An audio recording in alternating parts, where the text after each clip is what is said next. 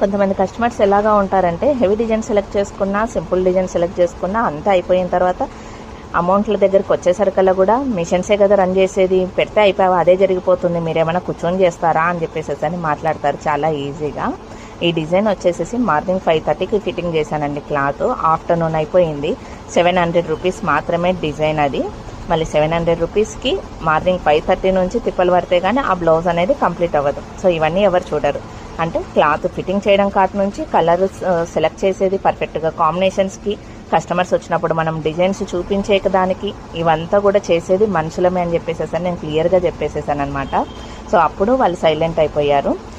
Plus ఇంకొకటి ఏమని చెప్పేసానంటే నా దగ్గర అమౌంట్ దగ్గర బార్గెనింగ్ అనేది ఉండదండి. స్టిచ్చెస్ ప్రకారం నేను ఫిక్స్ చేసి పెట్టినాక ప్రైజెస్ ఏమాత్రం కూడా 50 రూపీస్ కూడా నేను లెస్ చేయను. ఒకవేళ లెస్ చేయాల్సి వస్తే వాళ్ళ క్వాంటిటీ ఎక్కువ ఉన్నాయనుకోండి, అప్పుడు బిల్ ఎక్కువైతే టోటల్ మీద లెస్ చేస్తాను.